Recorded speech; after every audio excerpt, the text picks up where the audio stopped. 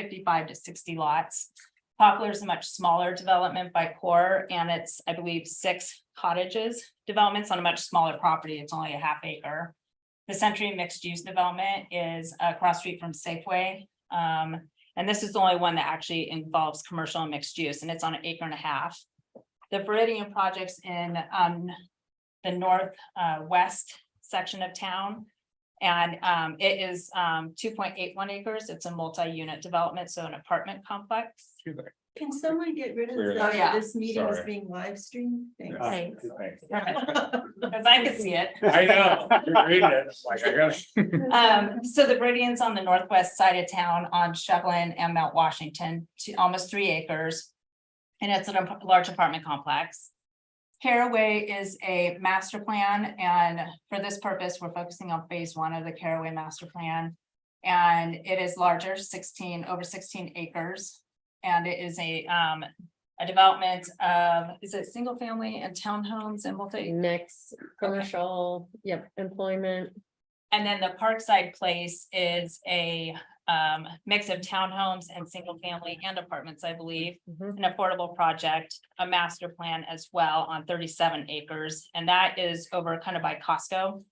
The Bree multi-unit apartment is currently under construction, or not under construction, will soon to be under construction, down by the Mill District, and that's a multi-unit development, 55 and older. And then the Bulletin apartment complex is another, it's about 5 stories, maybe 200 apartments, and that is off of Washington on the northwest side. So for this purpose of this chart is just basically to go over again what we've talked about, looking at the acreages of these properties, looking at the total number of trees on site, and you can see it varies significantly. And then the actual DBH that they are preserving on site, which is the middle column. So, you know, we've got some developments that don't preserve any trees, some that preserve very little, and then all the way up to 57 and 67% on the last 2 that I brought in was the Bulletin and the Bree on their actual trees that they're preserving on site. And when we're talking about these trees, remember, we're talking about 6 inches and 10 inches. I don't have a lot of data on measuring them all at 6 inches because that would be a new requirement. So 6 and 10 inches. And then the number of trees that are 20 inches or greater also vary significantly on this site. And some sites are smaller, they have 5 or 6 trees. And then Sky Vista, which is not one of our larger properties that we're looking at, but it has up to 30 priority trees. And then you can see the percentages on the bottom of what is being preserved today under current code. Again, Century mixed use didn't preserve any trees. Some are less than 1%, but there are a couple hovering around the 20, 30, and 40%. And then the Bree, given their site layout, and they only had 5 trees on their property, were able to preserve all 5 because it was kind of down in a slope and more unbuildable area. So fortunately for them, they were able to preserve all the way up to 100%. So the options that today I'd like to discuss, and I've added obviously more options. So the 1, 2, and 3 options, those are the ones we've kind of been looking at just as a start for discussion. And those are the ones from Portland, where the total DBH was 20, and then you still had to preserve 100% of the significant or priority trees. Option 2 is 25% total DBH, 75% of the priority trees. And number 3, I won't read them all, but the overlap purpose for this discussion, and just something to consider, is that when you have such high percentages like Portland's, or even the new options 6, 7, and 8, that your priority tree canopy can also count as your overall DBH.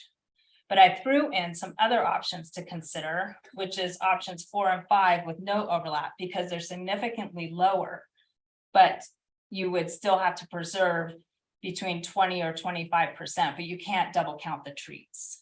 So you get 20% of significant trees, and then you get 20% of the smaller trees, but no overlap. So just something, you know, whether or not we go with any of these, it was just an idea that I wanted to throw out there in order to reduce Portland's much higher tree regulations, which we saw on the chart before, is pretty difficult to meet.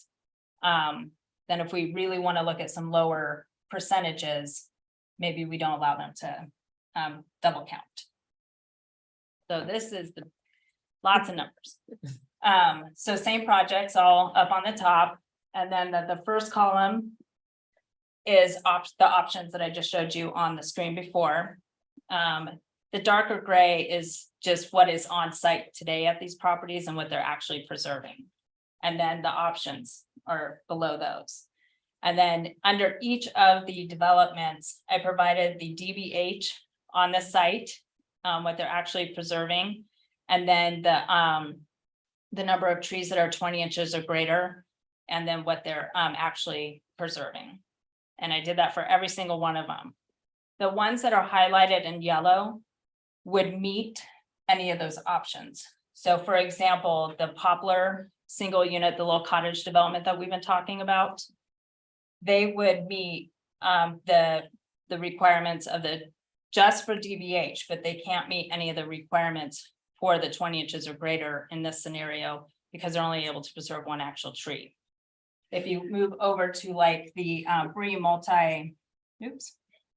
the Brie, because they're able to preserve all 5 trees, which is, they're also able to preserve a much higher number of the DBH, they would meet any of the options on the left.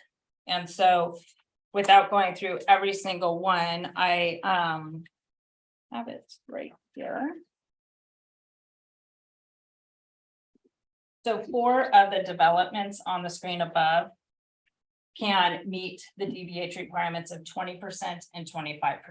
That's what they're doing today, even under the current code. And honestly, poplar, if they added, I think saved one more tree that was only 8 inches, they would actually be able to preserve 4 trees under the 30% requirement for DBH. So 4 of our developments up on the screen can preserve 20%, 25%, and I would almost argue 30% if they just save one more tree that was 8 inches. And then for the trees that are 20 inches or greater, under the options, 5 of them can preserve 20% of the trees that are 20 inches or greater. And then 25% for the developments up on the screen can preserve trees that are 20 inches or greater under these options. And then the 30% is 4, but honestly, again, similar to the last one, Parkside Place, if they would have saved one more tree, they would also be at 30%.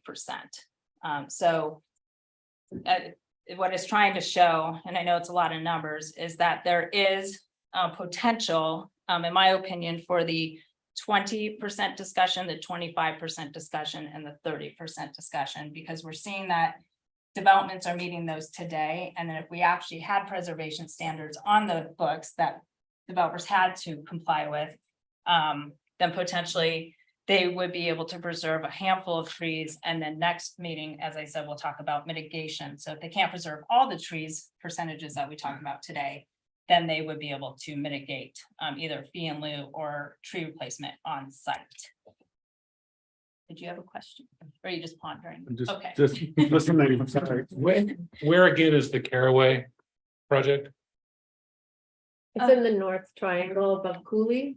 Yes. So it's where Costco's going? No, north of there actually. North. Past Lowe's. Got it. So on the 30, Yes. there's overlap when you get to the 30, correct? It was only the 20 and the 25 that there was. That was, yeah, so these all include overlap. Oh, even the ones that you Yep. identified as 20 and 25? Yeah, Okay. they do include overlap, and because they're so low, like when you take the Caraway, they'd only have preserved 3 trees. And then that goes towards the 697. I started thinking, well, maybe one thing to consider if we want to go lower is not to do the overlap, but this does show the overlap. Okay, thank you. Karen? What is, pardon me, what does the yellow mean again? So the yellow, if you take their actual preservation above, yellow shows which of the options they actually comply with today. So the Brie multi-unit today is preserving 233 DBH. And so if we did the 20, 25, 30, any of those, this is all they would be required to preserve, which they're well exceeding. And this test of these different site plans was really just to see, obviously, these developments complied with our current tree preservation regulations, but we just wanted to see if we tested some of these preservation ratios on what ultimately would be developed. Could they meet some of these ratios we're talking about? Because I look at, for example, the Sky Vista. Your 696 trees, 12 over 20 inches DBA.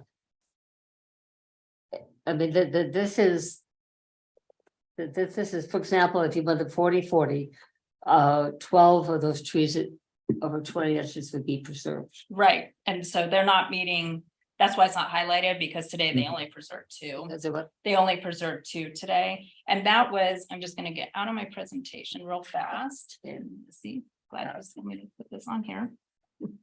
Let me see if I can do it. Yep, This- only 2. We looked at this last week. Yes. Where, Yep, so under any of the options that we are considering 1 through 8, they wouldn't comply with any of them, even if we went as low as 2020.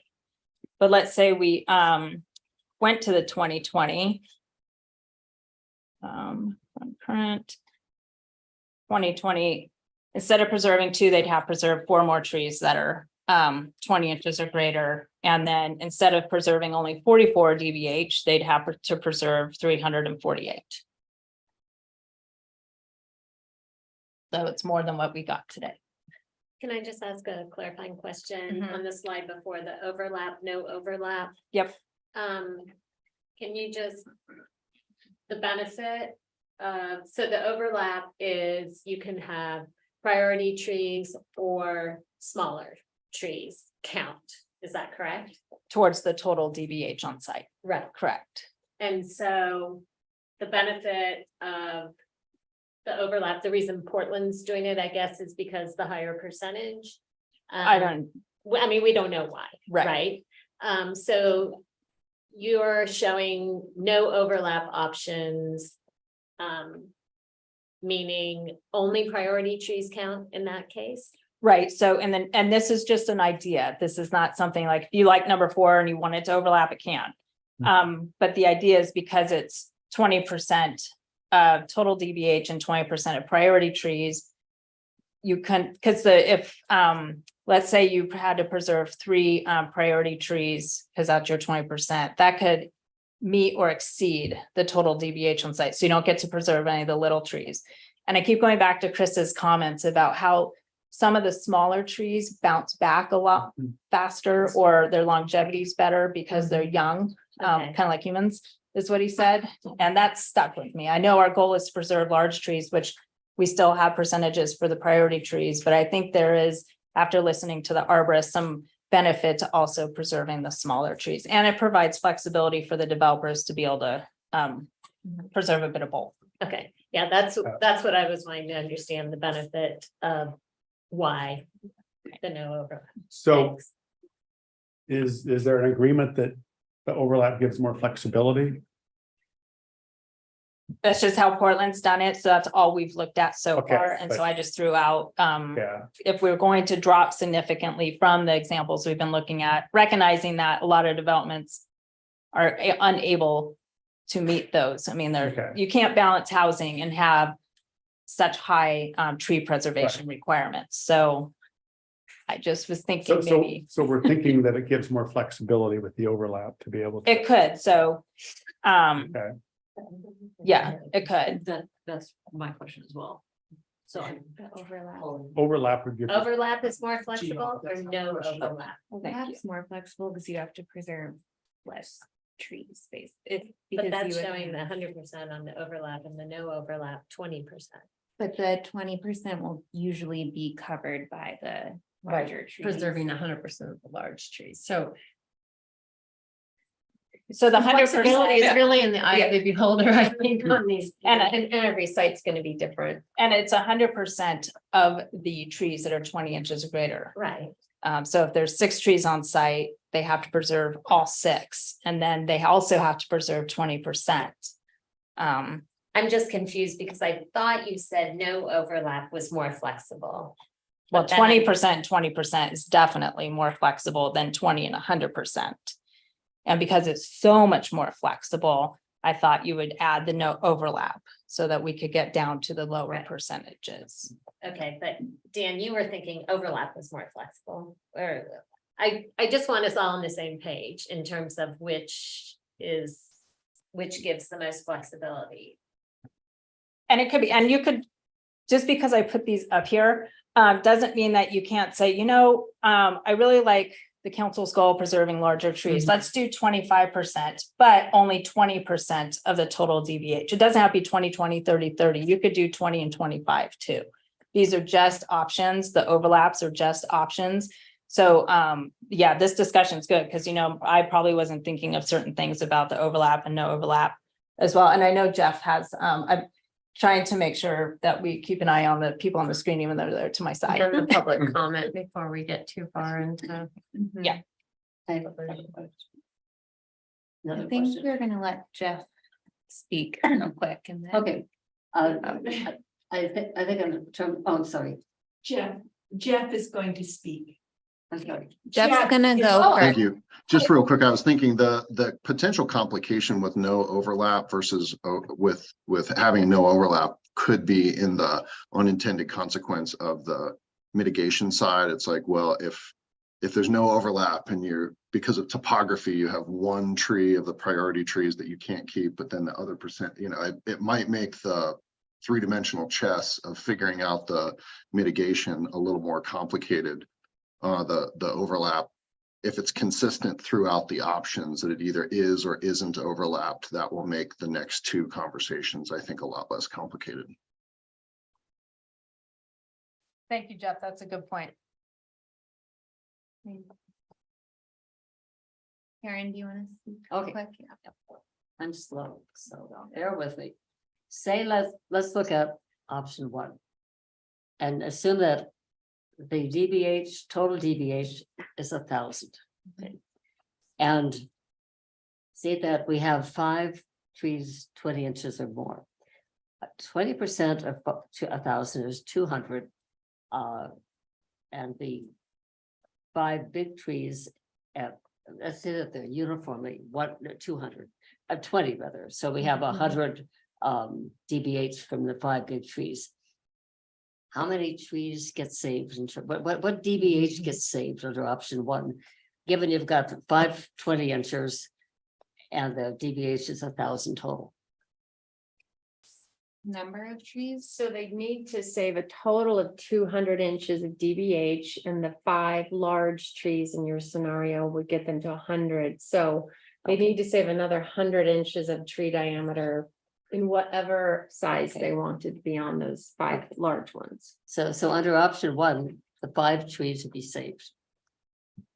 Because no, I have to be more than that, because, yeah, because you have to have saved 200. The 5 trees only add 100, so you have to find another 100 DBH. Got it. Right. I got it. Go ahead, Gio. Jeff. Sorry, put my hand back up real quick. I wanted to just remind the group again, our mandate is to preserve the large trees. And so we've got to keep that at the top of our list. We have to talk about the total DBH, but the priority tree is our assignment, and it's a super narrow scope, which makes it hard. I am on the side here assembling from prior meetings the notes of the addendum things we're going to recommend in addition to our specific code recommendation. And I forgot to mention that when we opened the meeting. So that's part of my homework during the meeting today, is to begin assembling those side notes of things that we want to recommend to council that are outside the scope of our assignment.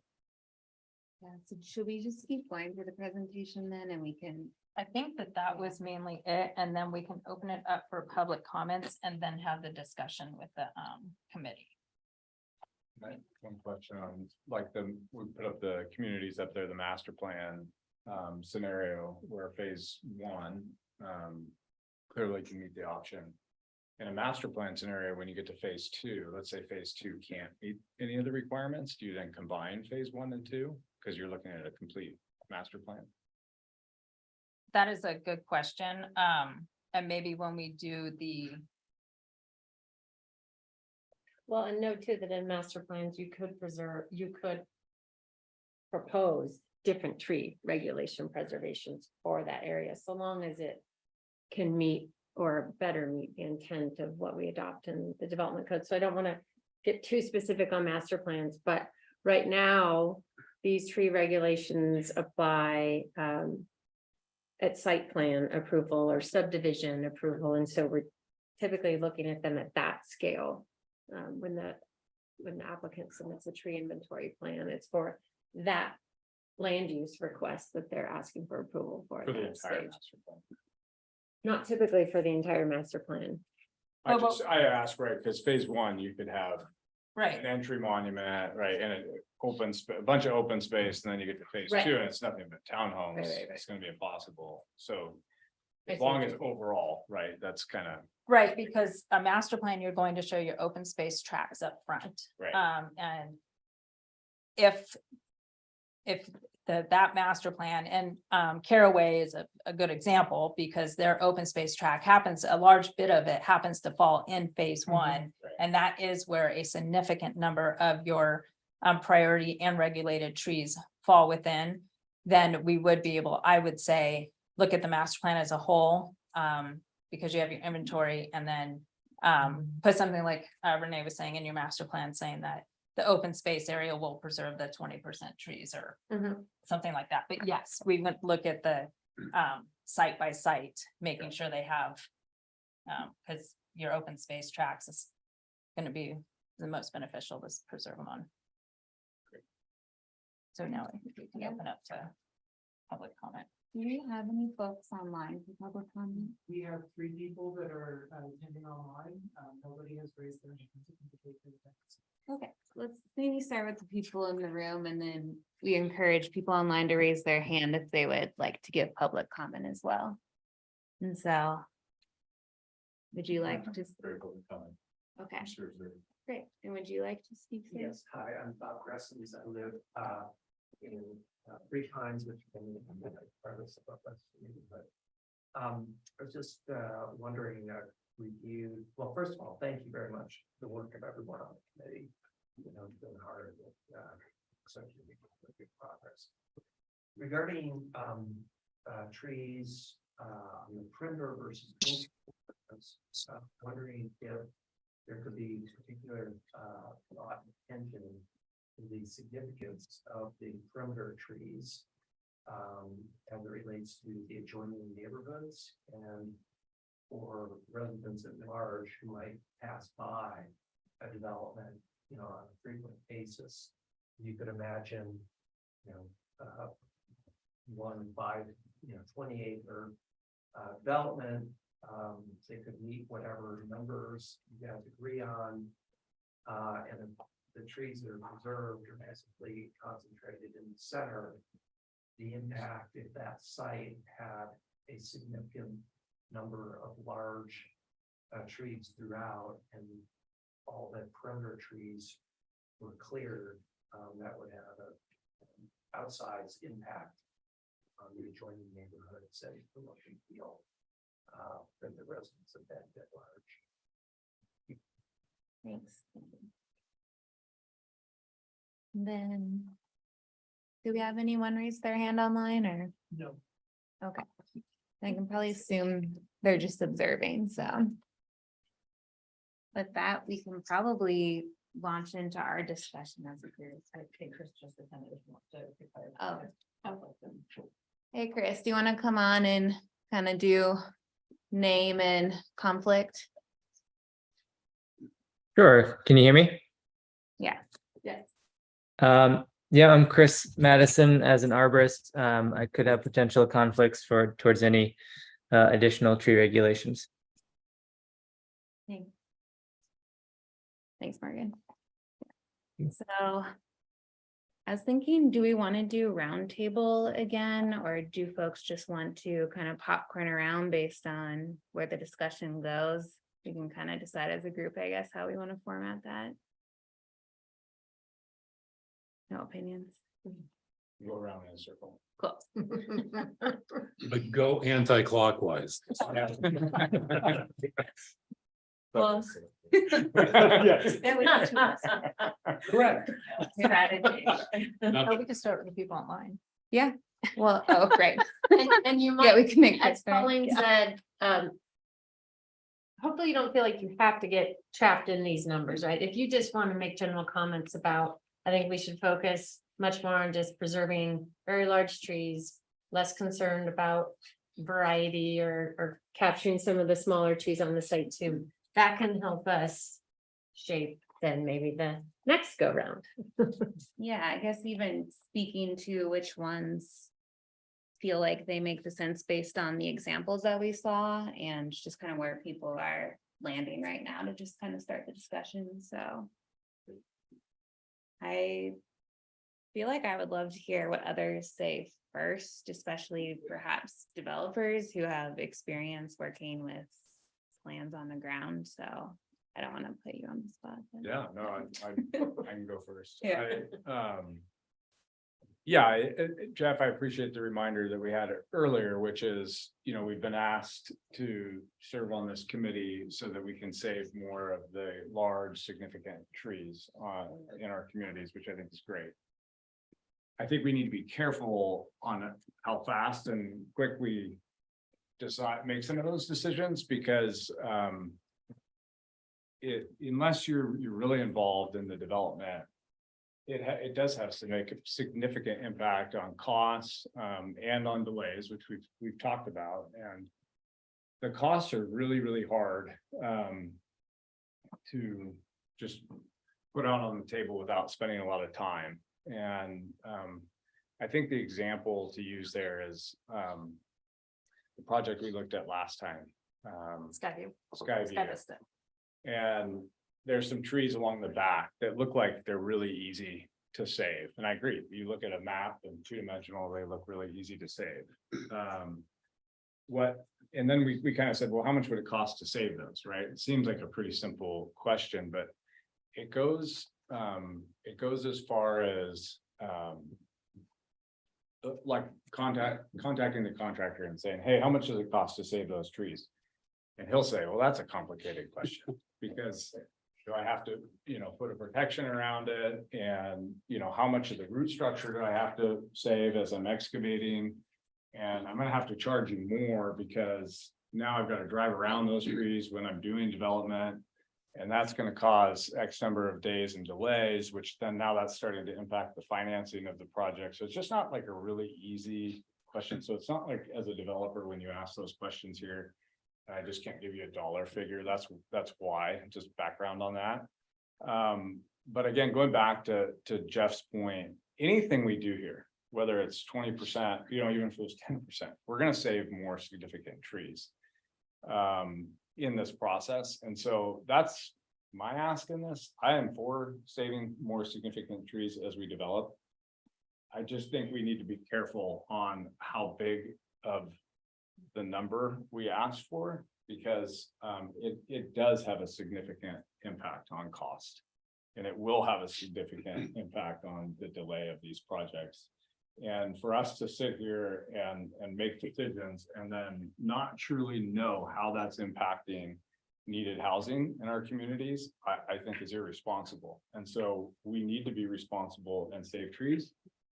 We've talked about how we can look at this, evaluate it. Are we doing a good job as a community, as developers in this process? And do we need to adjust numbers as we go?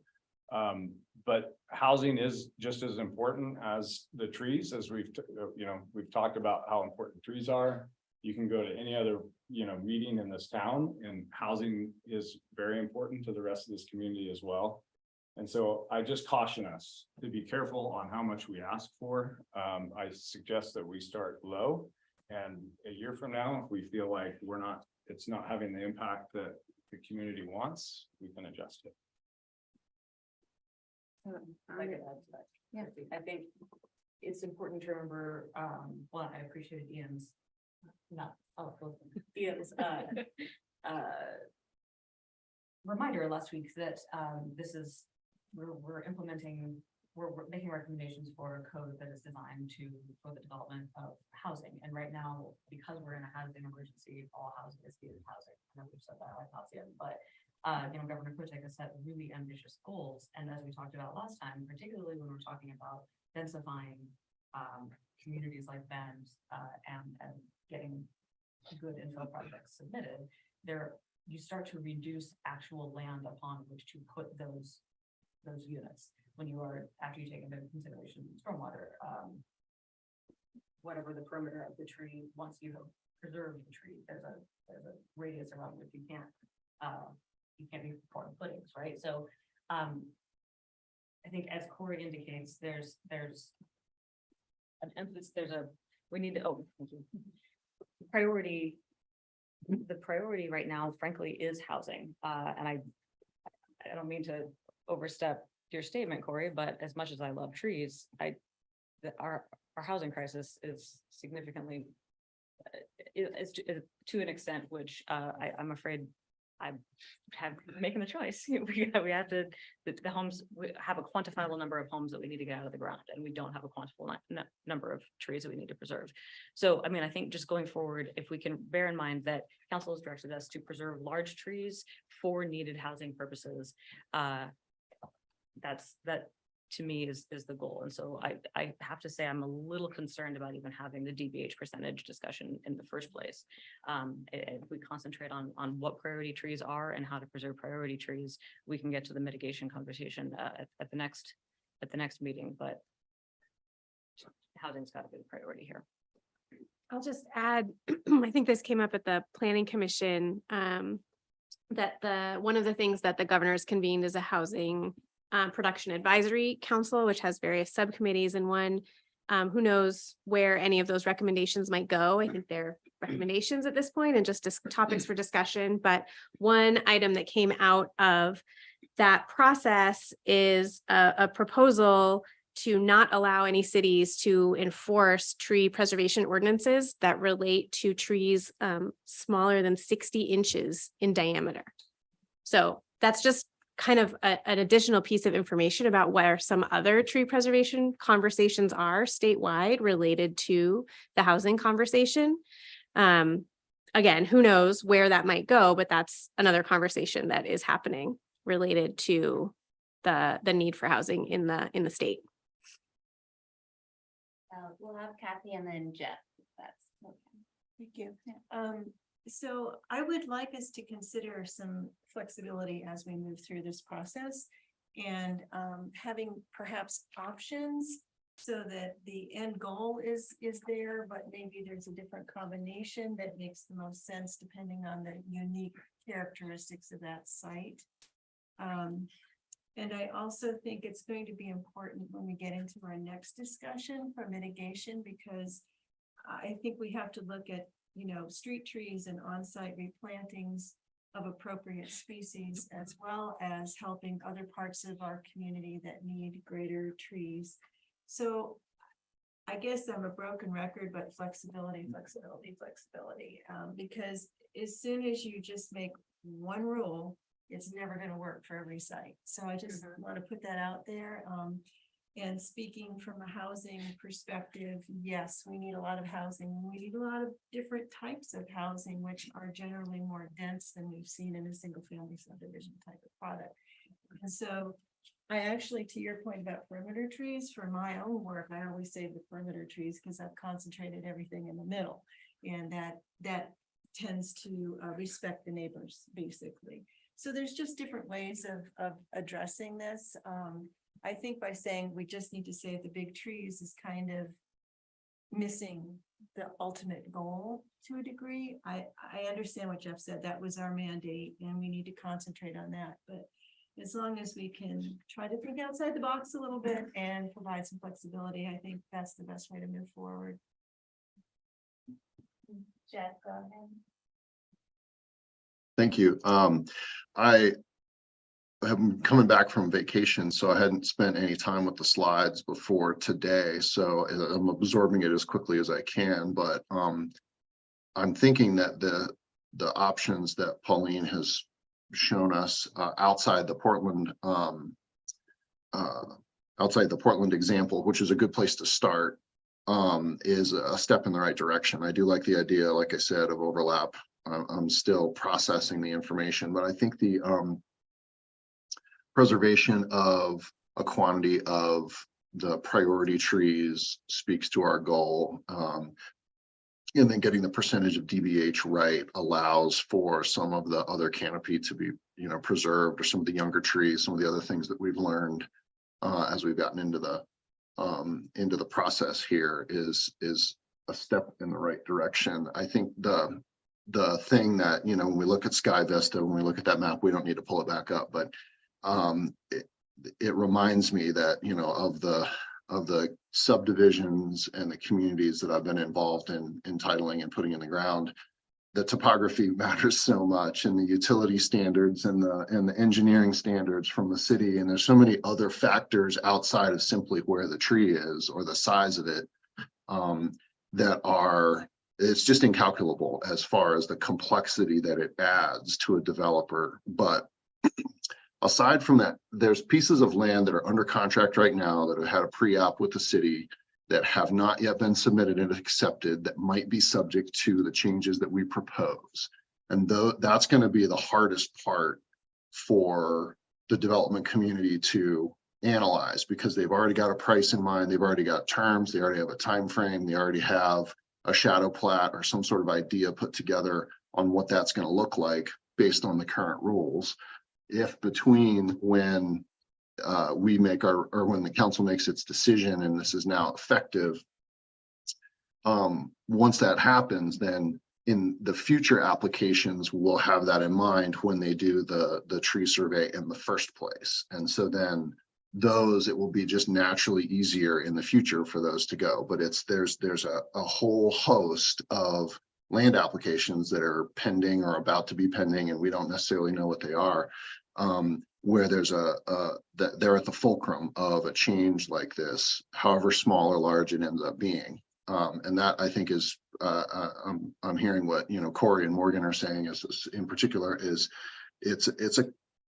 there's more to it than just a dollar amount, or how many versions do you have the engineer create to meet all the engineering standards and get the sewer to grade from the right side of the property to the left, and all the things that you have to do before you even get to the surface of the ground where you can see the trees and start to measure them. So we're on the right track here if we start, I think, in the middle of this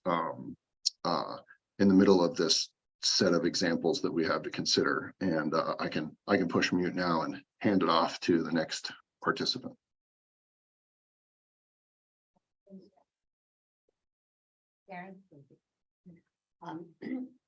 I think that the most significant document that's been submitted so far with this committee is Kathy Austin's email of August 4th, where she talks about Santa Rosa. The reality is we have to have high density. Question is, how do we create room for trees when we cannot change the density? And the only way to do that is to change our standards and specifications and have narrower streets. I don't see any other way to do it. And I've not in 4 years been able to get an answer from engineers as to why we cannot do what other cities do and have smaller wide arrays for trees. Second, I think Corey has a good point. It's so complex. And I know that it's bigger trees, they are hard to preserve. They don't like being bulldozed around. They don't like having their water changed or the topography. Is there some way to factor in and make it, is it some way to make it cheaper to save some trees? In other words, is it cheaper to save a grove when you just put one fence around a grove? Is it cheaper to preserve perimeter trees? I don't know, but is that true? Is it cheaper or not? It depends. It's like a vague answer, but it does depend because every site's different. Like on perimeter trees, for example, if the perimeter was sloped and you're really not grading that part of the site anyway, yeah, significantly cheaper, but if the grove is in the middle of the project and all the machines have to drive around it every time they go to do something, then it potentially could be more expensive. So it does kind of depend on the site and grading and all the conditions. I guess, but would it be, if as part of the formula, to give more credit to perimeter trees because they're easier to set aside and work around?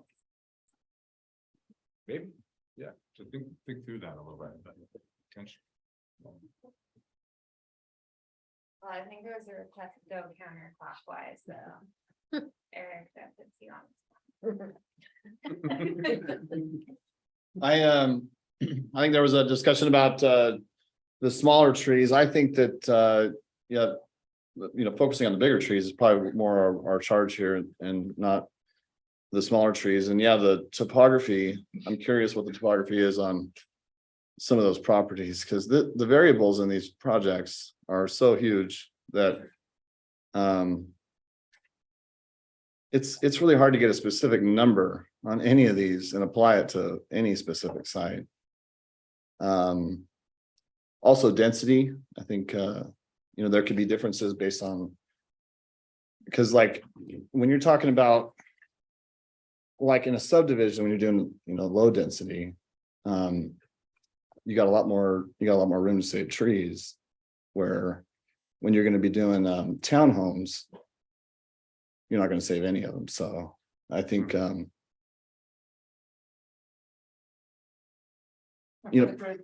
are attached units, so there's not yards in between. So when you put the large building together with all the attached units, there's no opportunity to save the trees because there's no yards. right. And I'm also thinking about some of those projects are subdivisions and other ones are site plans. So like on a subdivision, you don't need to show that you're removing any trees outside of the road and the utilities that you're putting in. So the removal of those trees would be part of a building permit. They wouldn't even be part of the subdivision. When you're doing a site plan for an apartment, you're getting approval for a building and all the associated improvements on site. And in that case, you would have to show every tree that you're going to remove. I know with some developers, it makes sense. They'll have all their buildings fit on the lots before they submit. And they're going to mass grade the whole site, so they know which ones are going to take out. But other projects aren't like that. And so anyways, I think, just putting a number of any number, whatever it is it's not going to fit in a lot of different cases. So I have a hard time coming to any number. And what I would be looking for is a flexibility to not have to be completely restricted from moving a tree. If you can remove it, if you can't do the project without removing a tree, you have to remove the tree. So I think whatever the goal is great, but there's times when you can't do it. I mean, there's projects where the sewer is not at the depth that you can use to serve the property. So you're gonna have to mass grade. When you mass grade, you get rid of every tree. So that's you don't want to do that, but you also can't rebuild a 20-foot deep sewer for millions of dollars, and the city's not going to be part of that. So Which is why, at the risk of being kind of an anarchist, it's hard to have this. It's hard to have this conversation without also having the mitigation or tree replacement conversation at the same time. right. Yeah. And then also when we're talking about these numbers, if our goal is to put a number percent to it, are we counting roadways? When you design a subdivision, you do not want to have too much roadway. The city dictates what the width of the streets are going to be, so we have to work within that. But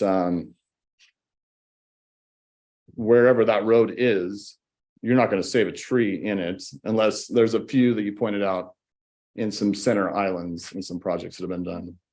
But for the most part, the city utilities department is not going to allow any tree anywhere near a sewer or a water main under a dry well And electrical code isn't gonna allow anything around any underground electrical utilities, so.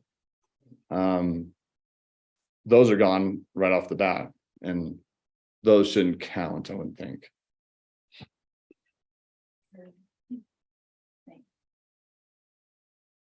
When I think it was, we talked about the percentages, and balancing housing. That's why I offered the much lower percentages. And then keep in mind, I mean, even though we're not talking about it today, when we do talk about mitigation, it could be a very low number that you have to preserve, and then you can still remove them, and just pay in lieu or replace on site. So if you come to a case where, God forbid, all your, priority trees happen to be in the street and you have to take them out, you can take them out and then go through the fee in lieu or replacement on site. And a lot of developments, they do like entrance features. You could put the trees in the entrance feature or in some tracks or the open space areas. I kind of wonder when we get into mitigation too, with the percent DBH, instead of having that as a requirement, that could be part of mitigation where you don't have to pay or replant, you just start preserving other on-site trees. So I think we can like play around with stuff like that. When we get there, it is hard to not talk about them at the same time. Right. So I think there's a little leeway for us to sort of talk about them. Yeah. And there's goals.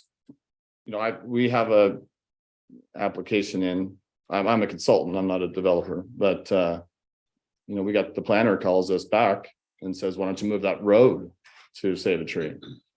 And it's like, this road was placed here with the intent to have the developer desires to have a lot of a certain size in order to build a certain type of product residence. Should we be moving entire roads over for a tree? Yeah,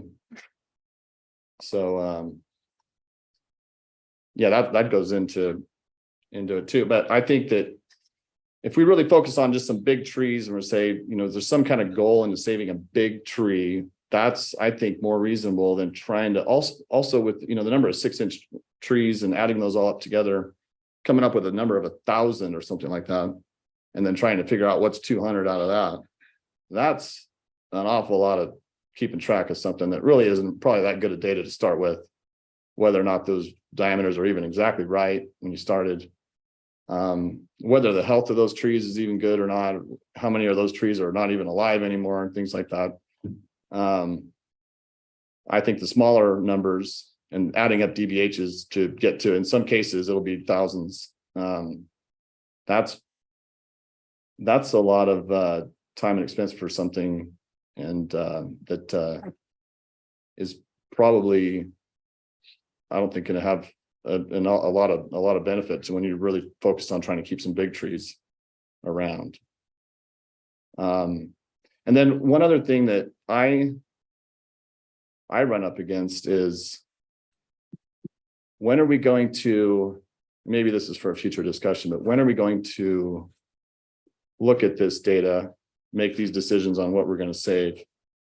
Because I know there are people who would like to, well, we can inventory this stuff, that's great. But there's a lot of people that just need to go. There's projects that need to happen. And it's got a long time to get through land use approval. And then they take a lot longer time to get through engineering approval. And during that time, when they want to get started and they want to grade out, they can build an apartment building and they want to grade it out flat, and they'll have to remove all the trees to do that. They have to sit and wait until it goes through a land use process.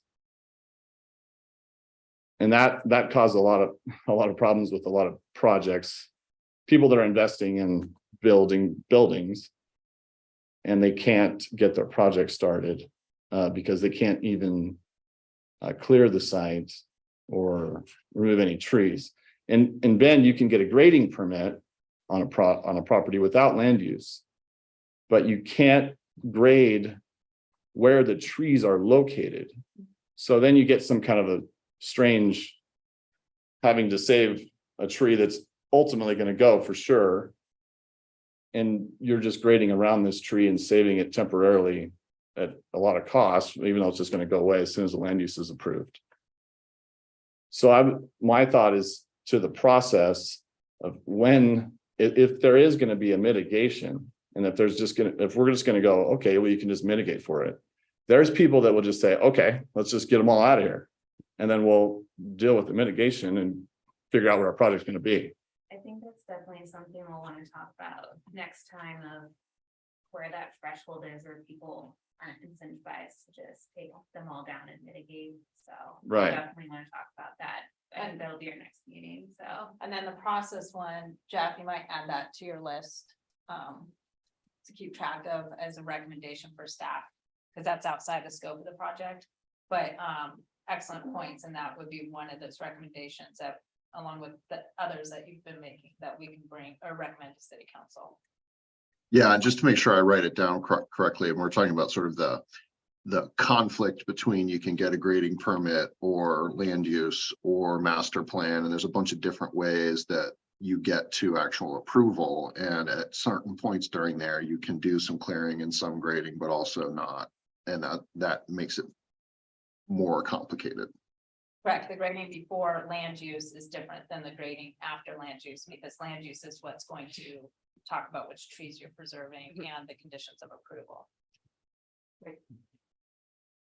It is a part of that, the projects that are kind of in the process now, in terms of scheduling, for instance, if there are projects that are in the pipeline right now and we haven't made our recommendations, would they be more under the mitigation aspect of it, or treated differently than things that come in after we've made the city council has adopted some regulations? So is that along the lines of Jeff's concern about the projects they're working that are kind of Yes. on How through is right it now? typically done? Is there a So- grandfathering clause? I made a note of that, because typically in ordinance, you have a first reading, second reading, it goes into effect 30 days after that. But given the fact that this is going to have a stronger preservation standard than what we have today, and developers have designed projects under current code, it might be, I'm going to talk with Renee and management about the effective date. Is it 3 months after the code goes into effect? Is it 6 months? So that gives a developer a time to get their applications in under the current code.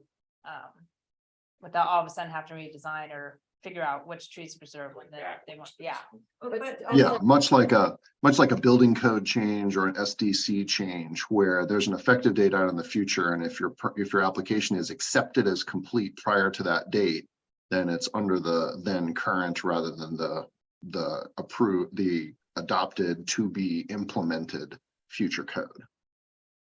Right, and for land use, it's the date that the application is submitted and fees are paid. So Kathy, if your question is applications that we're already reviewing, if the regulations were to change months from now, these applications that we're currently reviewing would not be subject to those.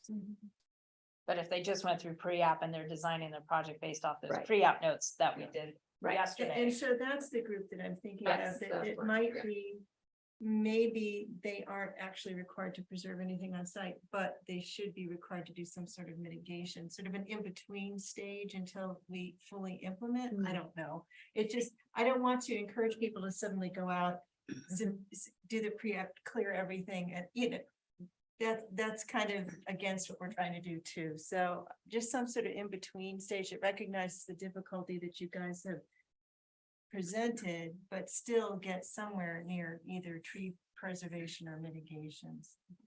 Can I just, I want to go back to the information that Elizabeth provided us just a minute ago. I think that kind of echoed in the room. People didn't really respond to it.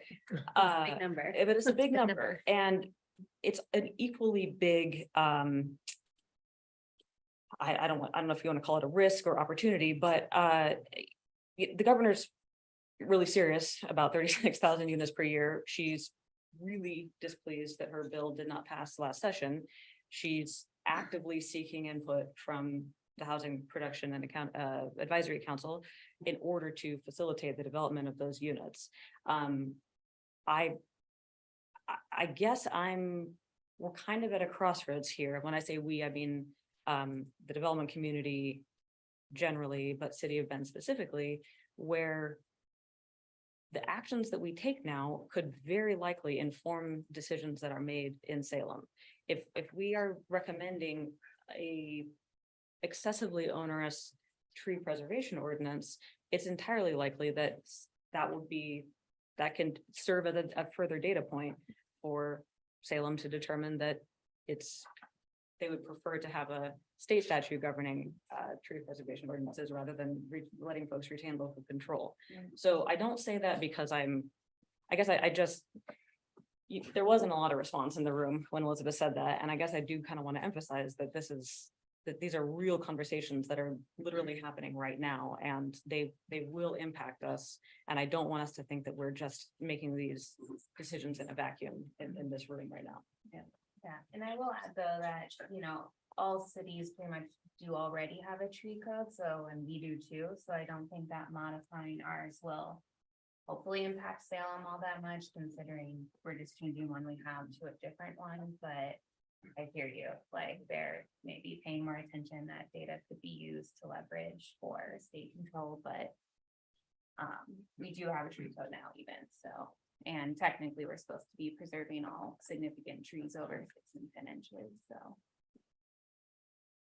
Which is more strict than what we're gonna have in the letter of what it says, but not in execution, I guess. Yeah, right. Yes, that's- But yeah, Yeah. I mean, Right. it says protect all over 6. But I think we'll go to Sarah now. My comments echo a lot of what's already been said about flexibility. I have concerns over choosing something like the 2100 option, unless, this is just an example, or anything sort of with a high preservation of the significant trees, because say you only have 1 or 2 trees on site, then you say preserve that, and really you've gotten away with preserving, and everything else was smaller. You're really not helping the situation.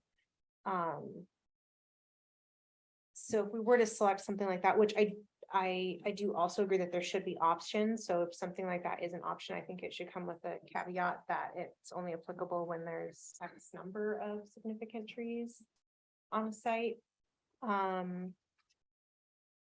When you read public comments on subdivisions or site plan reviews, they're generally split between preserving big trees and just preserving trees in general. So I understand the direction that council has given us, but also we've learned a lot about big trees, and they're not always going to be the best, and maybe they're not in the best health or not the easiest. So again, back to that flexibility and maybe deviating a little bit with good cause. I was also thinking about special consideration for groves, because we've learned about the health trees in a grove I don't want to say can be more healthy, but they provide benefit to each other and potentially better survival when the area around them is disrupted and in the long term overall. And I've also thinking about exceptions to the preservation standards at some level for affordable developments. Some of these small ones like Poplar Vista, when they have a very small site and they are documented affordable units, something like that, to give them specifically more flexibility. And sort of the idea of housing at the cost of everything else. I think that's what we're doing now, and we're going to look back on that. That's not, I understand just how important housing is and getting more of it faster, but I also think we need to look at the future, the environmental and economic detriments caused by so much surface area. So I think I don't have any suggestions, just a lot of thoughts about tree preservation. So, Karen, we'll go to you now, if you have anything to add. I think I pretty much said it all. We have to have density. We gotta make more room for trees. Then standards and specifications have to be changed. Thanks. Nina? Did Chris go? No. Did you go? Nope, Yeah, we're gonna go. yeah, we were going anti-clockwise. I'm paying attention. Yeah. I'll go and then maybe we'll go to the computer, so it's like a fake circle. I guess I have a question about the southeast area plan right now, because in that there's language that has exemptions, and I think like we want to be clear and objective. That's kind of like why we're in this pickle right now, because it's one size fits all is really, we're finding not as useful as we would want it to be. But what they talk about with this is that if the minimum density of the zone can't be met, then there's incentives like setbacks, parking, sidewalks, like other reduced landscape coverage, building height. So there's other ways to increase density in the zone and reduce setbacks to kind of get at that. And so right now it's just minimum density of the underlying zone, but could it be something with relating to the trees, the big trees? Like, could we modify and use these incentives that are built into the southeast area plan to kind of get to that flexibility that we're trying to figure out? But I definitely hear the folks in the room talking about the needed housing and being really careful that we're not getting in the way of that housing with the tree code. And I hope that once we get to mitigation talks, we can figure out how to not increase costs and how to not get in the way with creative mitigation like DBH on site or offsite. I guess we'll have to talk about that when we get there, but I think it would be interesting to start. At some point, we're gonna have to start putting numbers down and talking about how we feel about them and what they look like. So I guess just throwing that out there after we make our rounds, that we will have to do that soon. So, and I'll pass it to Chris with that. I assume you're talking about me. Sorry. Feel so alienated all the way over here. First, I want to apologize again about being late. But I just wanted to comment, I guess. I think we have a really honored to be in this group. I think we have a lot of smart heads in here. When I hear everyone speaking, I think one of the big things you hear a lot is depends. And I think that is when you're listening to a true expert when they don't pretend to know everything. And I think that's kind of the key thing is it depends. And so one of the things I do want to reiterate is that I think in this process, we really need to make sure that, especially in the design phase, is that we have the right people, especially people who know trees, aka arborists, be in there. Eric had commented before, sometimes we have these large trees that we preserve, but they could be half dead, or they're in poor health, or there's some kind of structural issue where they may have a short, safe, and useful life expectancy. There's a lot of moving targets. I think Corey had mentioned about some development stuff when you start talking to contractors, when we're going to preserve these trees, how much is that going to cost? And a lot of these things we don't know unless we have arborists in or people who know how to look at trees early in the stage, specifically the design phase. Because quite often when I'm working with developers, I don't get brought in on the projects until during development when the plans are already in place. And at that point, there's really not much you can do except, okay, tree removal. Also kind of going on with what I said before, I think the answers to some of these questions is really kind of up to the community a little bit. I'm a tree expert. My knowledge base is kind of limited to trees. And so the only thing I can really comment on is, trees provide a lot of benefit. I know we've been talking a lot about the costs associated, or I should say the increased costs associated with tree preservation. And I made this comment last time as well, but one of the things that we don't always look at is the benefits that trees provide. The big catchphrase that we use now is a green infrastructure. So we need sewer lines, we need power, we need roadways, but green infrastructure, the trees, they do provide a lot of benefits. There's a lot of studies that show areas that have trees have tighter knit communities. People are less stressed. People have better mental health. There's a lot of benefits that trees do provide. And so I think we shouldn't just, I can't remember who said it, but we shouldn't just be looking at housing for housing's sake. It's kind of like my dad said, if it's a job worth doing, it's worth doing right. And there's so much information out there on how to make tree-friendly communities that I think we really should keep open to that and doing it a little bit different. It might cost a little bit more, but in the long run, I think it's going to be, we're going to create better communities. And I think, the people of the future in Bend will be very happy that we made those kind of decisions.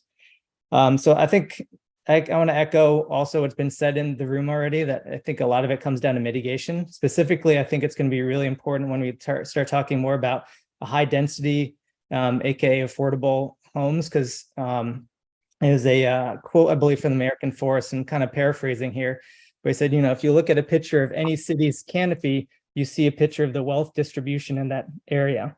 And so I think it's really important that as we go forward, especially when we're making all this needed housing, that we don't shortchange those communities of their trees.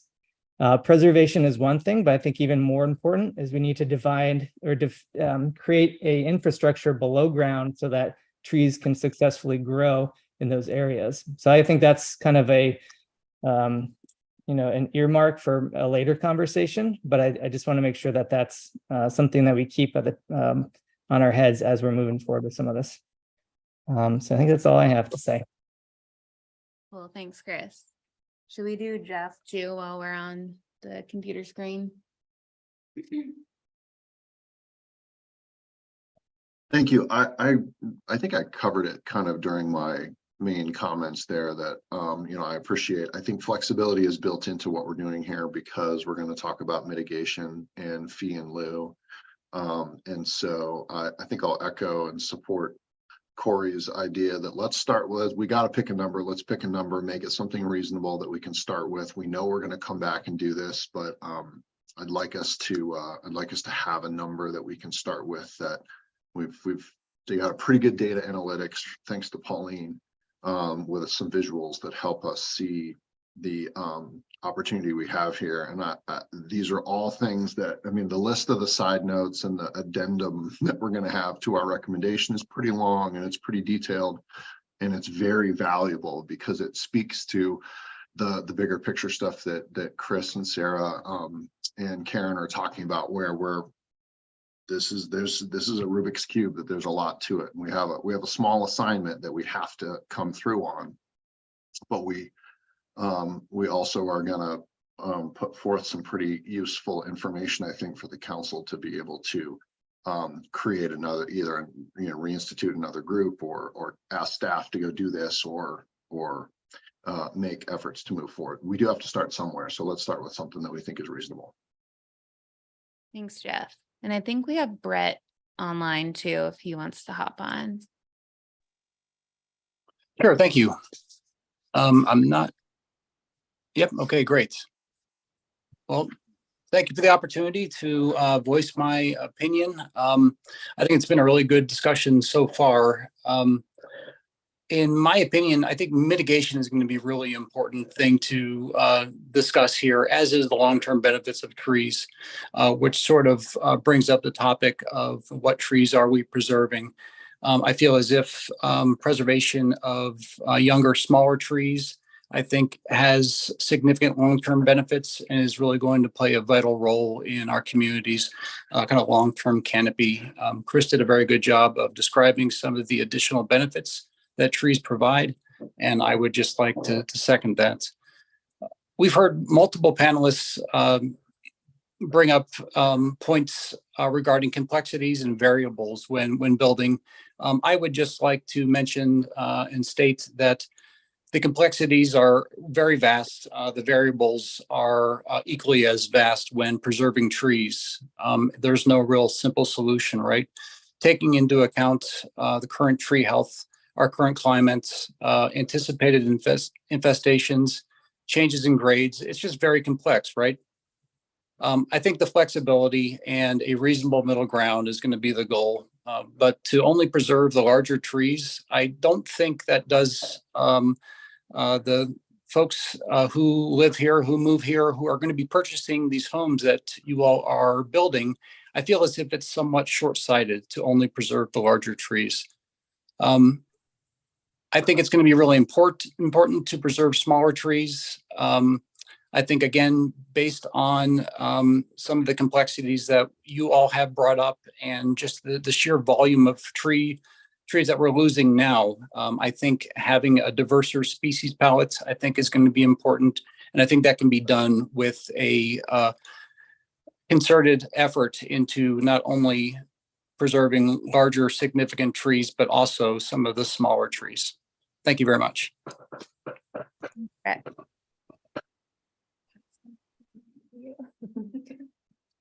So I'm not an arborist and I'm not a developer, but I'm a pretty good listener. And I guess a question that I would have, Pauline and Renee and Colin, is that we seem to have both arborists saying, we understand our charge is that we are supposed to preserve only, bring forward a recommendation on how to preserve the large trees. And what the arborists, who are the experts in the area, are telling us is it probably makes sense to be looking at smaller trees too. And I just wonder, is there a way to ask council, as opposed to going all through our meetings and bring forward what they've asked for, but then say, here's a caveat that the arborists are saying that actually it makes sense, because they probably didn't, I don't know, did they have an arborist talk to them before they came through this charge? So I almost wonder if it doesn't make sense to just ask for a midstream, we're hearing this. Do you want us to revisit this, or do you just want us to keep moving forward? It's just a thought. How about two options? How about? Yeah. Giving them the choice. Yeah. I'm just throwing that out. Yeah. Yeah. I mean, it's a way to be, because I mean, personally, I think large trees, they have such a presence, right? I mean, your comments are about the perimeter, right? You can drive around Bend. It's part of what makes Bend special. So I'm not against preserving large trees. I love large trees, but I also hear the trees are most at risk in a development situation, right? And so I have to lean towards the experts and listen to what they're saying. And I feel like we need to really heed that advice. It looks like Chris has his hand up if he wants to jump in real quick. Thank you. Sure. I think that's a really great comment. And one thing that, if I caught it correctly at the beginning, our first meeting, is that we can come to the city council with additional recommendations. And I think if the city is really truly honest about wanting to preserve large trees, we need to look at a citywide tree preservation thing. What we're talking about, and what if we listen to the developers in the room and the builders, when we're building new sites, it's incredibly difficult to retain trees around site, because those are trees that we're removing their roots, we're changing the site. Unlike us, we're animals. If I get cold or I want to drink water, I can run inside. Trees adapt to a site, and then they don't do very well with change. So developing is a really hard time to preserve trees. It makes it, because you're removing a lot of roots. The trees that we have in Bend that are large, if everyone, for example, wanted to go and remove the large tree in their backyard on the west side tomorrow, the ordinance that we're working on right now wouldn't do anything again for that. So I really think if the city of Bend is really honest about wanting to preserve the urban tree canopy of Bend, we need to start looking at a larger citywide ordinance. But I think for the scope that we're working on right now, I think that's a very astute observation. I think flexibility, planning for trees for the future, and doing intelligent planting, kind of as Brett commented on, with different species, putting forethought into planting and allowing for flexibility and mitigation, that's going to be key in this particular scope. That's my comment, is that I guess at the end of all this, I think that the city, if they are serious about preserving large trees, we need to widen the scope looking forward. And Jeff, you had your hand up, and thanks, Chris. I do think we definitely want to put that in a recommendation or talk about putting it in a rec. Yeah, and I think I hear Sue loud and clear. I think what we've been talking about from the beginning is a little of both. I just like to say it at the beginning of every meeting to make sure we don't get to, I mean, we're in agreement that we need to make recommendations like Chris was just talking about. We just can't talk about it for a while at every meeting or else we won't get there. So the combination of DBH and priority trees, you know, is the thing that we need to come to a recommendation on by voting on some numbers or some options. And I do think that having both as part of that is it's okay for us to make that recommendation because it's two things. It's not 17 things. And I think the scope says consider, and Megan, Council Perkins says, wants to chime in. The scope is to consider preservation standards for larger trees similar to the Southeast area. The Southeast area plan also has to preserve smaller trees in compliance with the code today.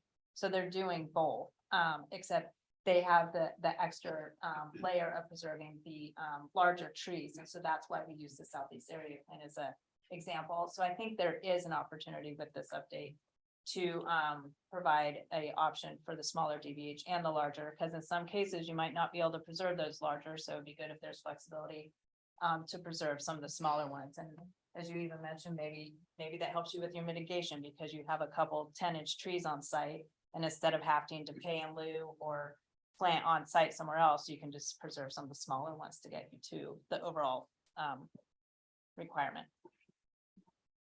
And is city council considering something that's gonna replace the current Southeast area plan? Depending on what comes out of this, I will make most likely consistent with the Southeast area plan. So once this is whatever data or proposals we come up with, I have a meeting with growth management to talk about the requirements for the Southeast area plan. Okay. I have two different codes. I'm not sure. Southeast area plan has no mitigation option, right? They're not now. No, I don't believe they do. And they can reduce the number of significant trees, the percentage, if they can't meet density. But then as Chris was saying, there is, some incentives, which we have today in the code to already. But yes, thinking I do have to update the Southeast area plan because it references complying with the standards also in 3.2. Well, the standards in 3.2 are going to be 20 inches or larger, not 24 inches, and it's going to be a lower percent, my guess, than what is required in the Southeast area plan. That'll apply only to applications that come in after the implementation of that. Okay. We'll hop to you, Morgan. Thank you. Chrissy, thank you for bringing up those incentives that are in the Southeast area plan. Because I was excited to talk about those during our mitigation discussion next time. And in fact, thinking through this, Eric, I'm inclined to agree with you. And frankly, I'm not sure that I can have a very informed or provide very informed feedback on a DBH percentage until we get to the mitigation part of the component of the discussion. I don't feel confident making a recommendation or landing anywhere on that list, Pauline, until we have some idea of what those mitigation options are. Right. And the ones I've looked at are like replacement 2-to-1, 3-to-1, 4-to-1. Right. And then some are based on DBH. The fee in lieu, the only conversation we can really have about that is whether or not you support it. Some ideas of where you would like it to go, but the actual fee will be determined by staff. That's good information too, because we were wondering about, we were wondering about that.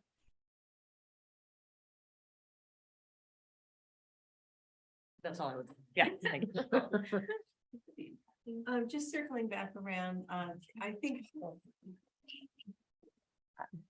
the point of having overlap allows some more flexibility, so that if some of the large trees can't be preserved, some of the smaller ones can.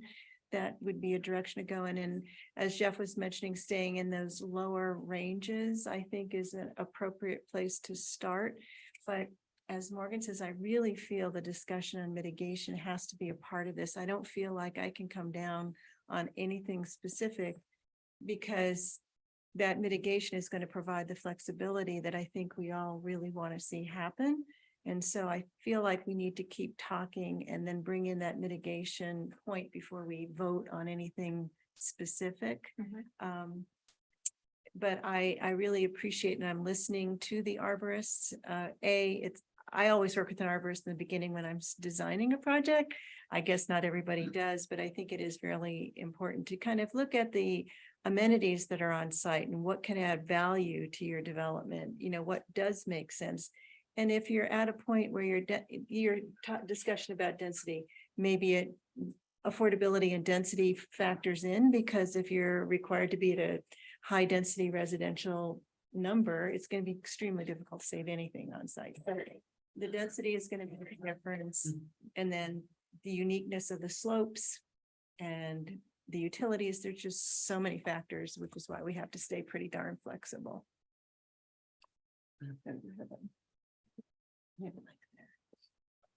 Yeah. The rest of the mics will pick it up too. To your point about making a decision, I wonder, and this is a question, I guess, for Pauline and Renee, or even Jeff and Kristen. Is there a way that we can make that decision today and revisit it after the conversation about mitigation? Because I think that at least puts a flag in the sand and a place to work from. And I guess that would sort of be my suggestion. I'm not an arborist. I've consulted with one frequently because I have 18 different types of trees that live on my piece of property, including the largest remaining birch specimens in Bend. And those trees have lived a wonderful life. They're about done, unfortunately, because they only live a certain amount of time. I am not concerned at all about small trees. And this is going to come as a radical position. But if you look at most of Western Bend compared to 50 years ago, there is substantially more tree canopy than there was 50 years ago because people plant trees. You look at River West, you look at Aubrey Butte, you look further out, even though when those houses were built, the land was cleared, people have planted trees. I think most of where we're going to be dealing with this is east and north. Southeast area plan also, the thumb is really going to catch you. And there's going to be a lot of pondo down there, but mostly what we're concerning ourselves with is Western juniper. It's going to be a lot of trees that, Corey, when polish comes in, they're going to look at this and go, the easiest solution to this is to clear it, right? I mean, that makes sense. Our mandate is big trees, not small trees. The state mandate that we're getting from on high is to not get in the way of housing. We need to offer, I'm saying polish in the general term. So maybe Morgan is a better position to point at. We need to offer you the most flexibility at the least amount of interference, right? Or the most options. And that's where the mitigation comes in. So the lower the number, probably the better, at least in terms of where we're headed. See, I don't even feel comfortable saying that until we get to the mitigation discussion.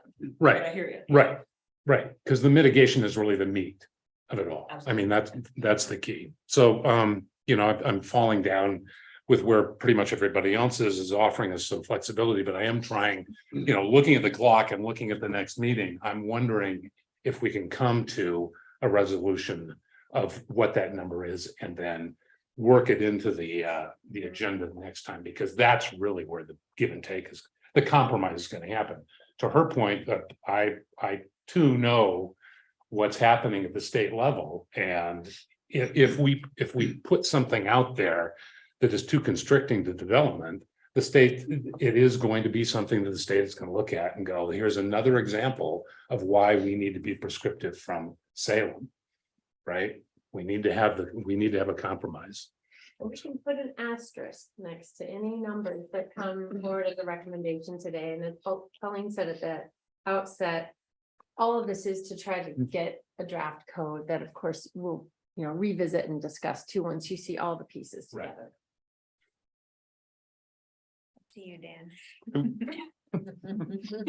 Give Well, us- I've had the opportunity to listen to a lot of good comments today, so thank you, everybody. Insightful, a good range of opinions, really focused on trees and housing, which two great goals. One word I did hear a lot was flexibility. Kathy, you let us off with that word, and I think I'll end with that word again. In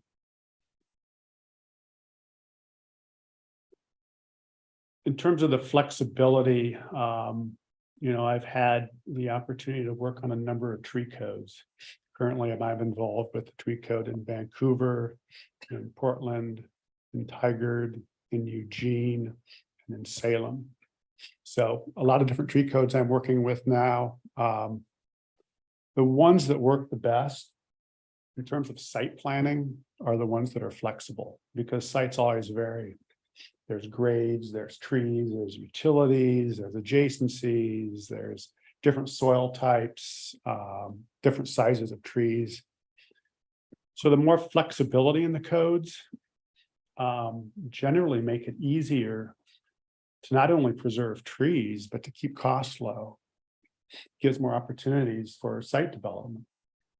So I think that flexibility is something that is really going to benefit. The way that the Bend Code, we're talking about this right now, it feels more simple. The Salem Code, I still don't understand it. I've been working with it for 2 months, it drives me crazy. So I think the way this is going with the percentages plus the percentage of canopy plus percentage of the big trees seems to make a lot of sense. It's fairly simple. That overlap gives flexibility, which is that key word again. But what it also does is it encourages saving bigger trees, because you're working a lot harder with the 20-inch tree or 24-inch tree to hit that percentage of canopy size. So you're still going to start with saving your canopy trees first, just because of the math. And if you can't do it, maybe it's the smaller trees. So then that addresses the arborist points of the value of the smaller trees. So I think the idea, the overlap, really makes a lot of sense in terms of the flexibility, being able to look at a site, craft the strategy in terms of tree preservation and development in a way that is able to address costs, save trees, and meet all of our goals. Guess there was one more thing I'm sort of forgetting. I didn't jot down right now. So I guess I'll just wrap it up and say, one thing, the Portland numbers, if we are deciding a number today, I would say the Portland numbers are tough to meet after working with that code. So I think, Pauline, that was good to, drop some numbers below that, so that, you had the 30-30 overlaps. Maybe it's a number like that we just put out there as a marker. And then do some takeoffs on it, see where we're at, or 25-25, and just see what it does. Because it's gonna need to be tested, I think, to really understand the effects. Yeah, the couple that I looked at, 20-25, more doable. Portland. not No doable. way. Yeah, no, And then what does Portland do? How's the mitigation work for Portland then? That's the one where Yeah. when it's over 24, it's like thousands of dollars every year. It's on the PH. Yeah, okay. Yeah. Okay. Yeah. And then Yeah. if it's less than, it's 20 or 24, but if it's less than that, I think it's like $1,850 per tree. And then it goes to like $450 per DBH for the larger Inch. tree. Other cities, the majority, I would say around 600 per tree is what we've seen. But Portland's is much more encompassing in terms of the developments, isn't it? It's for a wide range of building options, which as Right. opposed to, a homeowner, doing an infill in the BCD or something like that, right? Well, they have two different codes. The one with the options is for land divisions, is my understanding. Then they have a separate code, which is in the article that talks about Cotex, the 60-inch DVH is encumbersome for their smaller, like site plan review, commercial type buildings. So their codes are tough. Yeah, very tough. And that's the example that was used in the article. Oh, thank you. And I guess we'll go Chris and then you, yeah. Yeah, just, and I think it was said earlier on, but definitely I do caution us about trying to, especially when we're looking at canopy percentages, basing anything on Portland, because we're a very different area, being in a desert ecosystem. And I think the comment was made before, our city is kind of split regarding, the ecotype, west of the river, it's a lot more ponderosa pine, east of the river, much drier. So I think something to keep in mind. But one thing I kind of thought of when Dan was commenting on kind of canopy percentage, and it goes back to my point before, is really need to prep for the future, making good plantable spaces. And then there's some math, and I think this would probably make it more complex, but something to consider is, one of the best things we can do is really plant new trees and plan for the future. And providing enough underground space for trees is going to be really crucial. And I think that maybe that's something we can talk about later.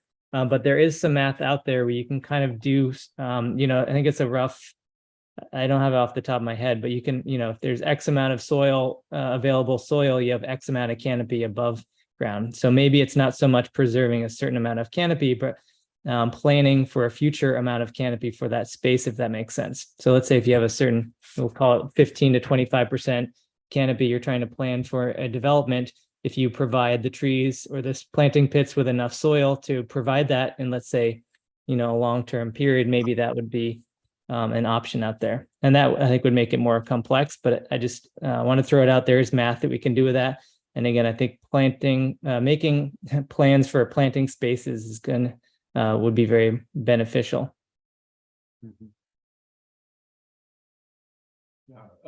Yeah, since I went first, I wanted to get another word in. So, the lower percentages I think are really important to start with, because if we go too high, I think then we have to start making it a little bit more complicated and look at it per zone, because it's just, you can't look at a multifamily site and then have the same expectation on a single family site. I think Eric, you were kind of bringing that point up earlier. So again, going back to encouraging the group to start lower on that. And then I want to talk a little bit, just really quick, about timing, schedule delays and costs, just because some numbers did come to my head as we were going around, which and this is really hard for somebody that's not in development or maybe not on staff to understand. Like when you look at a site and you have it all laid out, and to Eric's point, just move the street a little bit. The cost in a situation like that, well, the time it would take to just move the road a little bit and then do maybe different lot sizes or a different product. The reality is it delays the project about 2 years to be able to redo your product. For a company like Polish Homes to redo the product, it would take about 2 years, because we're not going to just redo an entire project with all new product that we've never built before. And so you have to do kind of a research and development phase with a new product. So you wouldn't just do a whole new community with brand new products. So that time is about 2 years. The cost associated with that would probably be in the tune of $1 million to $1.5 million with architects and engineers alone. And your financing costs for a project like Petrosa or Caraway for a 2-year delay would probably be in the tune of $3 to $5 million for financing costs. So just to kind of get an idea of timing and some costs associated with that. Thanks. And I had a question, I guess, someone who's worked with the tree codes, something that Portland had was the option between 3 different thresholds. Is that something that we still have on the table of 1, 2, 3, not at those levels, but at lower levels, to have flexibility? Or are we leaning, do we think, towards one number? I don't understand your question. So with Portland, you could say 100% of trees or 30% DBH, or you could do 75% of trees with a higher percent DBH. So based on your site, if you had wanted to take away more large trees, you could without having to do mitigation if you did that DBH percentage in its place. So that was flexibility in the sense of you're not getting punted to mitigation right away. You have other options if you want to take more large trees. So do we want to do something like that at a lower level or just go with one? That's what I was suggesting with flexibility. I think if we make mitigation the easy option, then we aren't getting at what people want. So I actually wanted to caution against making mitigation the go-to route and provide flexibility in the preservation numbers to accommodate the different characteristics of the site. Maybe. Yep. Yeah.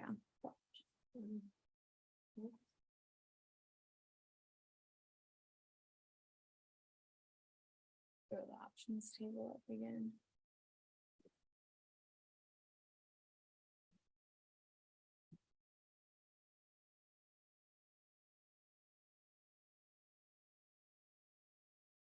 Actually, there's a better one. This one, so. Jeff, it's like you draw a solid line so that the Portland ones are above and then that's what I'm doing. So let's not talk about options 1, 2, and 3. Because they're just too high, and I heard that from everybody basically around the table. So if there's any discussion on options, I would encourage it to be below the solid line.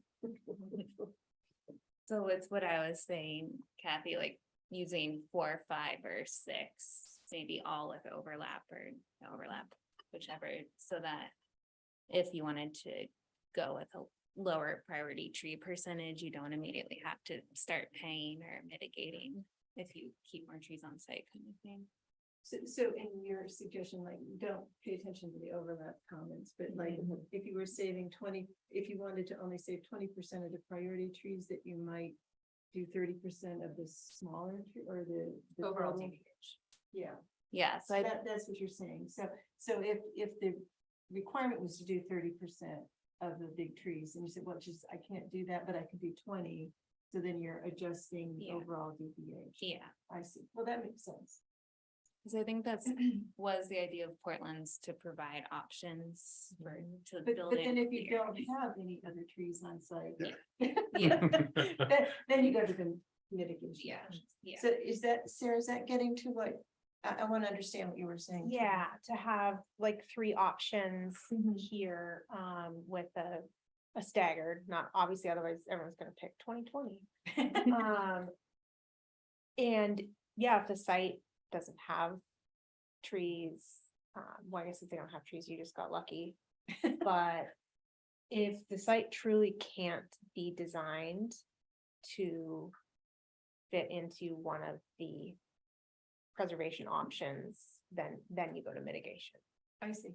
Well, I was from the beginning saying I'd like to see options. I'd like developer to be able to come in and say, well, I know given my specific site, I can't do this, but I can do that type of thing. So however you guys work it out, but it seems like there should be overlap in Mhm. order to, I wouldn't do the no overlaps. Yeah, Jeff, do you wanna jump in? Yes, please. I think in support of that, that was, Christie, you unlocked a little confusion. I would eventually in a few weeks get to the, get to the conclusion on. Like if we were looking at 4, 5, and 6, and I'm just putting the numbers randomly there, but if you took the 30% total DBH of 6 and you actually put it in the 4 row and swapped the 20 down there, then you would be sort of creating that inversion where the higher percentage of priority tree you can keep, the lower percentage of total DBH you need to preserve in addition, or I'm sorry, as part of. And so you have that balance.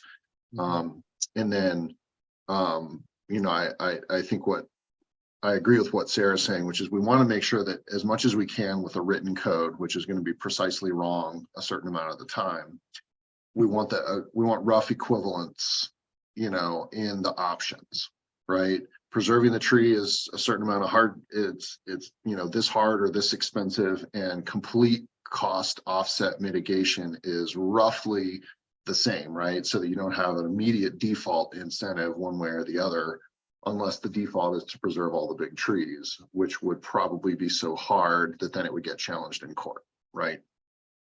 So I think in the middle of this chart is there something where we can tweak it and have that draft for the next meeting so that we could specifically talk about it with mitigation hand in hand.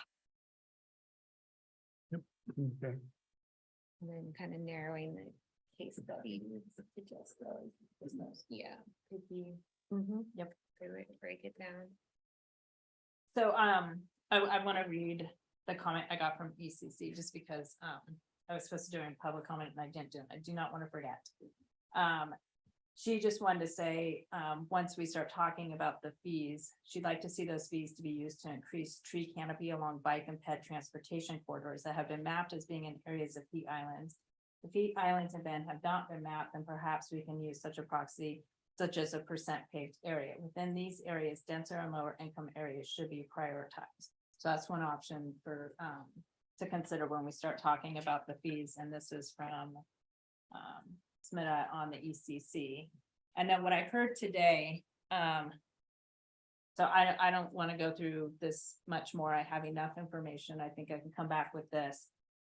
Definitely take off the word no overlap, provide flexibility. One of the options from another city did have an option for perimeter trees. So I'm going to look at that and bring that back for the committee to look at.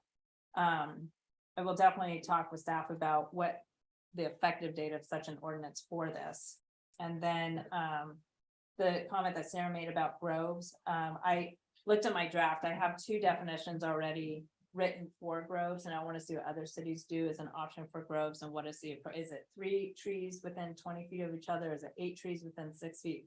They're all over the board. So I would work with the 2 arborists on defining what a grove is as a potential option, along with the option for perimeter trees. And then flexibility, heard a lot for that. And definitely we'll look at the mitigation as we talk about this. And yes, depending on what we come up with mitigation, the numbers can change. And it'll help with our discussion. And as we even talked about that 6 and 10 inch, mapping all the 6 inches. Once we end up with a final product, do we really need to be mapping 6 inches for all trees? Because we're focused on saving the larger trees. So maybe we're still back to the 6 and 10 and not being more restrictive in that sense. Maybe it's a little give and take if it means we can get one more significant tree or priority tree. So I will bring back options, and I'll provide it to you before the meeting, hopefully, as well as that chart that I already sent you has basically what we're going to look at when it comes to replacement on site and the fee. So you already have that information. I might have some additional cities that I've looked at and added to it, so I'll make sure to resend that back out to everybody as well. Do you mean this chart? That, because it is still on the tree advisory committee's webpage. If you somehow don't have that, everything that Colleen's been distributing to you is posted and linked on the committee's webpage too, so you can go back and look at that. Would it be too? Would it be too much of a pain to see what it would look like if we were just mapping at 10 inches on the site plan meeting? So not 6 and 10, just 10. Yes, just to see what percent, what the ratio. I can do that, but it's kind of interesting, and since we have 2 minutes, I just found it interesting, so we'll share it. So I took 2 of the projects because for some reason they mapped them all at 6 inches, and so I want to see, well, what does that mean? Let's see if I can. I think a lot of people actually do map them as 6 inches. It's too much. You're going to tell your surveyors to figure out what kind of tree it is and tell them what size to look at. Just do all the 6 inch ones. That's how So it works. Out of all of them, 2 of them did. The other ones were pretty clear on the 6 and 10s.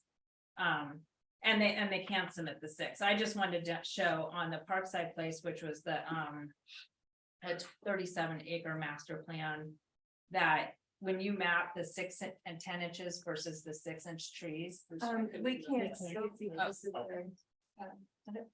That's weird, I don't even. No, it's the view.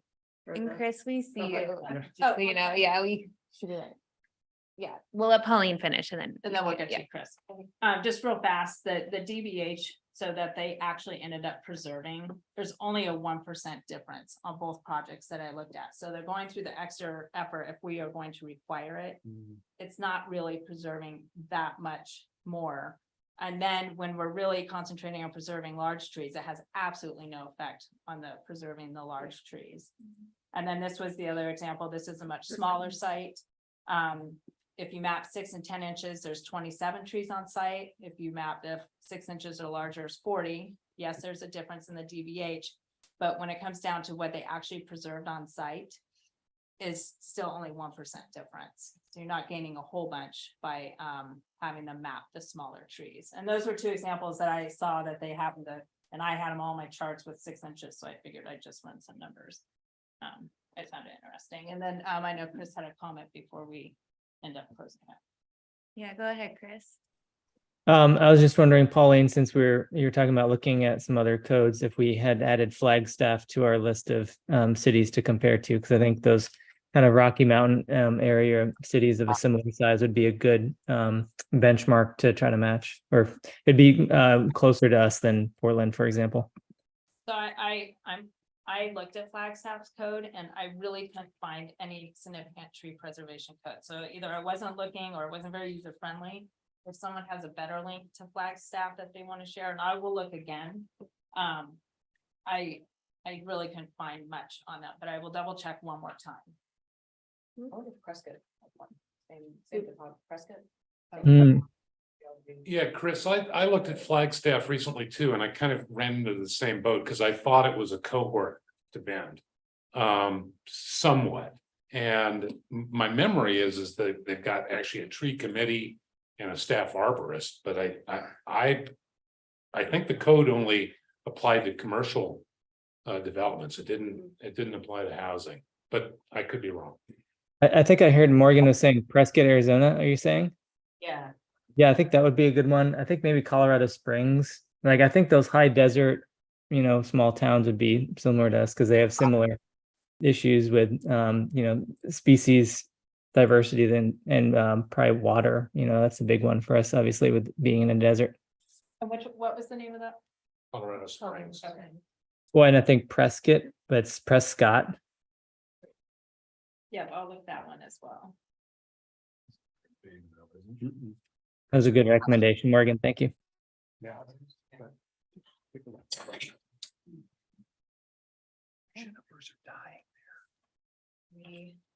That pretty much it. Okay, so I'll just think about mitigation until next time, so. Yes. Thanks, everyone. Yeah. Yes. Well, that's what our. Or that's maybe not. That's, I don't think that's because of the. Yeah. No, maybe it's not. That's like. Yeah, it's crazy.